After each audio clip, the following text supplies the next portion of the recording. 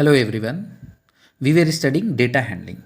और data handling में हम लोग बहुत सारा चीज़ पढ़ चुके हैं। मीन निकालने, मीडियन निकालने, मोड निकालने। आज हम लोग पढ़ेंगे बार ग्राफ।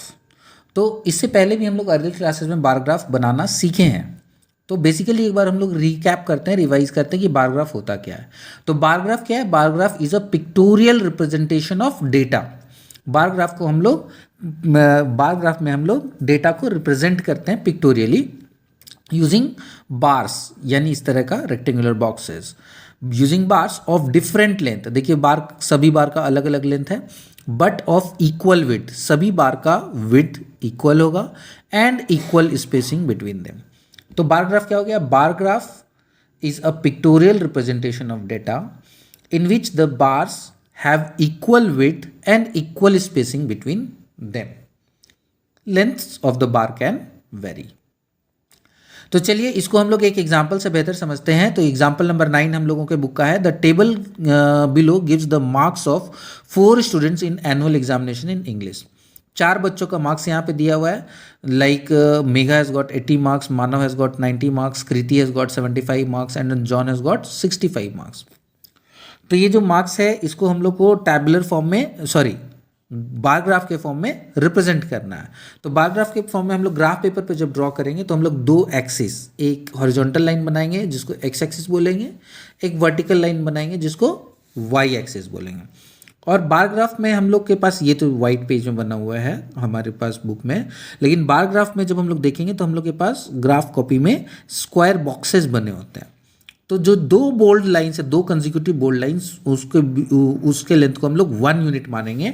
तो 1 यूनिट का एक हम लोग कुछ भी 1 यूनिट के बारे में मान लेंगे। जैसे कि अभी हम लोग का मार्क्स है तो हम लोग मान लेते हैं कि 1 unit scale is equal to 10 marks, यानी 2 कंसेक्यूटिव लाइन्स के बीच का डिफरेंस 10 है।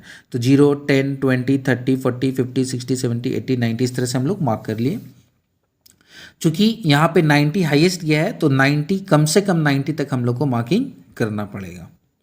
उसके बाद हम लोग यूनिट्स मान लिए, उसके अकॉर्डिंग अब बार ग्राफ ड्रॉ करते। तो मेघा का 80 मार्क्स आया था, तो मेघा के लिए हम लोग बार ग्राफ ड्रॉ किए जो 80 के सामने तक आएगा। And accordingly in the similar way Manav has got 90, फिर कृति का ड्रॉ किए 75, यानी 70 और 80 के बीच का। फिर जॉन का हम लोग ड्रॉ किए 65 का। तो ये यहाँ पर थोड़ा सा एग्जैक्ट पॉइंट लोकेट करना टफ है वाइट पेज की वजह से, बट ग्राफ पेपर में ये प्रॉब्लम नहीं आएगी आप लोगों को। And you all are aware how to draw bar graph as you all have studied in earlier classes. तो इस तरह से हम लोग बार ग्राफ बनाते हैं। नाउ अभी हम लोग बार ग्राफ बनाने सीखे हैं। अब नेक्स्ट हम लोग बनाना सीखेंगे double bar graph. Double bar graph का मतलब एक ही बार ग्राफ में 2 वैल्यूज को रिप्रेजेंट करेंगे। तो जैसे हम लोग इसको एग्जांपल देख के बेहतर समझेंगे। एग्जांपल नंबर 10 है, in the following example there are 2 sets of information given, this can be represented in a double bar graph. तो अभी जो हम लोग अर्लियर, इससे पहले जो एग्जाम्पल देखे थे उसमें एक इंफॉर्मेशन था, marks of few students were given in a particular subject. But यहाँ पर आप देखिए कि कुछ बच्चों का मार्क्स दिया हुआ है, मार्क्स स्कोर्ड विदाउट प्रिपरेशन, बिना प्रिपरेशन का बच्चों ने कितना मार्क्स लाया है, and marks scored with preparation, बच्चे जब प्रिपेयर किए एग्जाम के लिए और तब एग्जाम दिए तो कितना मार्क्स आया है। तो यहाँ पे हम लोग के पास 2 तरह का इंफॉर्मेशन है, एक जो बच्चों ने मार्क्स लाया विदाउट प्रिपरेशन, दूसरा जो बच्चे मार्क्स लाए हैं विथ प्रिपरेशन। तो जब 2 तरह का इंफॉर्मेशन है तो हम लोग को डबल बार ग्राफ बनाना होगा। तो अभी इस तरह से हम लोग इसके लिए डबल बार ग्राफ बनाएंगे, क्योंकि हम लोग के पास 2 इंफॉर्मेशन है। तो जिस तरह से हम लोग सिंगल बार ग्राफ बनाते हैं उसी तरह से हम लोग का डबल बार ग्राफ बनेगा।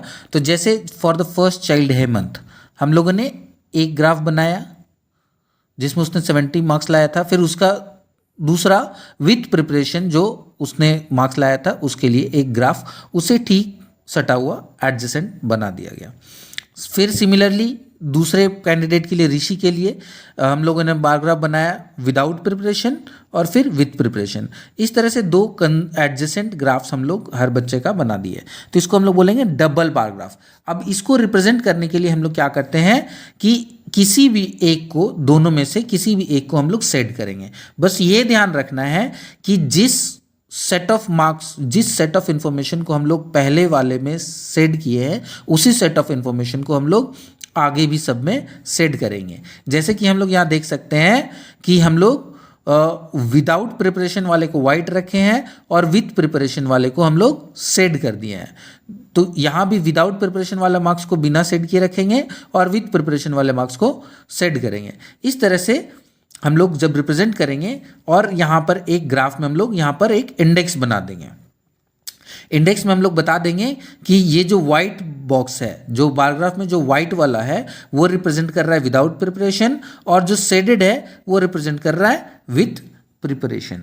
तो इस तरह से हम लोग दोनों टाइप का इंफॉर्मेशन को डिस्टिंग्विश करने के लिए अलग अलग ढंग से शेड कर सकते हैं, या एक को शेड कर दें एक को वाइट छोड़ दें, दोनों को अलग अलग टाइप का रिप्रेजेंट करना होगा। और एक चीज़ और हम लोग ध्यान रखेंगे कि जब भी हम लोग बार ग्राफ बनाते हैं तो यूनिट्स लिखना ना भूलें। 1 unit scale is equal to, फिर से हम लोगों ने 10 मार्क्स लिया है, जो हर बार डिफर कर सकता है हर ग्राफ के अकॉर्डिंग, ठीक है।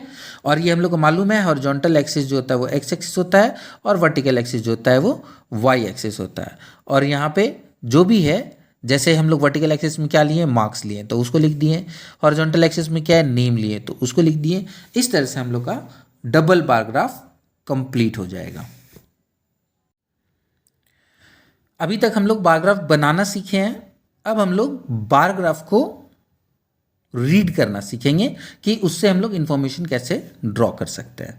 तो जैसे कि हम लोग के पास एक देख सकते हैं कि एक डबल बार ग्राफ बना हुआ है जिसमें इधर कुछ अमाउंट दिया हुआ है और इधर डिफरेंट क्लास दिया हुआ है, ठीक है। एक बार क्वेश्चन पढ़ते हैं। Given below is a bar graph showing amount collected for donation by section A and section B of different classes. तो हम लोग देख सकते हैं डबल बार ग्राफ है, तो एक सेक्शन ए के लिए है और दूसरा सेक्शन बी के लिए है। हम लोगों के पास दो ग्राफ है, एक सेक्शन ए का और एक सेक्शन बी का। तो एक हम लोग को कंसीडर करना पड़ेगा कि कोई जैसे वाइट वाला जो है वो सेक्शन ए का है और जो शेडेड है वो सेक्शन बी के लिए है।